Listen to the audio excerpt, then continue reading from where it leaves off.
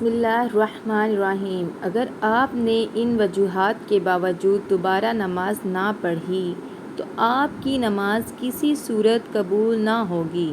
نماز کو توڑنے والی 50 چیزیں جن سے نماز ٹوٹ جاتی ہے اور دوبارہ نماز پڑھنا فرض ہو جاتا ہے۔ نمبر 1، نماز قصداً یا بھول کر بولنے سے نماز ٹوٹ جاتی ہے۔ نمبر 2، نماز میں آہ یا اف یا ہائے کہنا یا زور سے رونا تو نماز ٹوٹ جاتی ہے، البتہ اگر جنت اور دوزخ کی یاد آ جانے سے اللہ کے خوف سے دل بھر آئے اور روئے تو نماز فاسد نہیں ہوتی۔ نمبر 3، نماز میں چھینک آئی اور اس پر الحمدللہ کہا تو نماز فاسد نہیں ہوئی، لیکن نہ کہنا زیادہ بہتر ہے، اور نماز میں اگر کسی اور کو چھینک آئی اور اس کا جواب دیا تو نماز ٹوٹ گئی۔ نمبر 4، کسی کے سلام کے جواب دیتے ہوئے وعلیکم السلام کہا تو نماز ٹوٹ گئی۔ نمبر 5، نماز میں کوئی خوشخبری سنی اور اس پر الحمدللہ کہہ دیا، یا کسی کی موت کی خبر سنی اس پر انا للہ و انا الیہ راجعون پڑھا تو نماز ٹوٹ گئی۔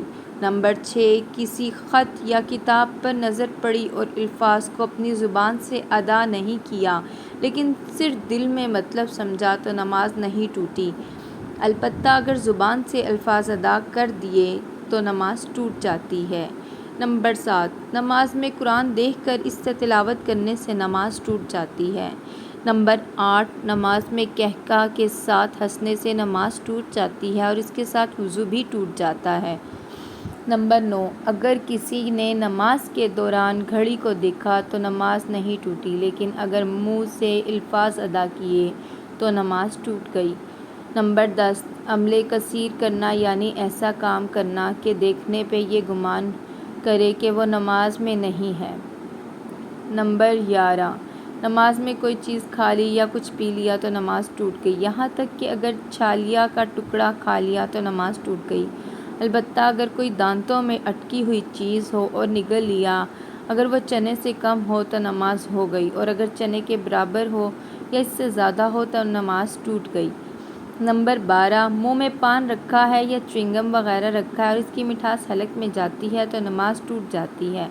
نمبر 13، کوئی میٹھی چیز کھائی پھر کلی کر کے نماز پڑھنے لگا، منہ میں اس کا مزہ باقی ہے اور تھوک کے ساتھ حرف میں جاتا ہے تو نماز نہیں ٹوٹی، البتہ اگر میٹھی چیز کے بعد کلی نہ کی تو نماز نہیں ہوگی۔ نمبر 14، ایسی دعا مانگنا جو لوگوں کی بات چیت کے مشابہ ہو۔ نمبر 15، سینہ کو قبلہ سے پھیر دینا۔ نمبر 16، کسی چیز کو جو منہ سے باہر ہو، مثلاً کھانا اگرچہ تھوڑا ہو۔ نمبر 17، بلا ضرورت کھنکھارنا۔ نمبر 18، تکلیف اور درد کی وجہ سے آواز سے رونا ہائے کرنا۔ نمبر 19، خدا کے شریک سے سوال کرنے والے کے جواب میں لا الہ الا اللہ کہنا اور تعجب کی بات پر لا الہ الا اللہ یا سبحان اللہ پڑھنا۔ نمبر 20، کسی قرآن کی آیت کو خطاب اور جواب کی نیت سے پڑھنا۔ نمبر 21، تیمم کرنے والے پانی پر قادر ہو جانا۔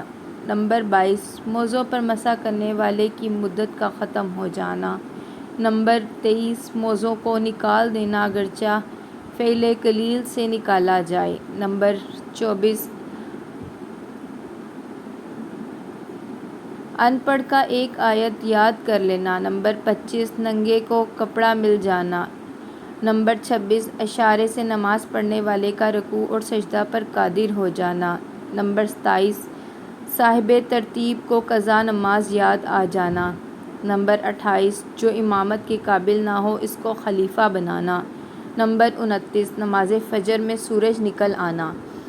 نمبر 30، عیدین کی نماز میں زوال ہو جانا۔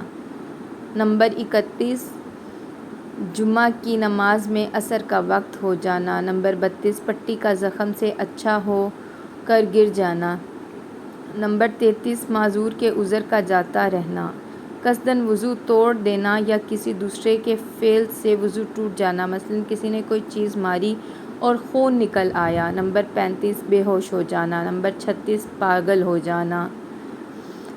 نمبر 37 نہانے کی حاجت ہو جانا۔ نمبر 38 رکوع سجدہ والی نماز میں کسی عورت کا ایک مکان میں بلا حائل کے مرد کے برابر کھڑا ہو جانا بشرطیہ تحریمہ میں دونوں شریک ہوں اور ایک ہی نماز پڑھ رہے ہوں اور امام نے عورت کی امامت کی نیت بھی کی ہو۔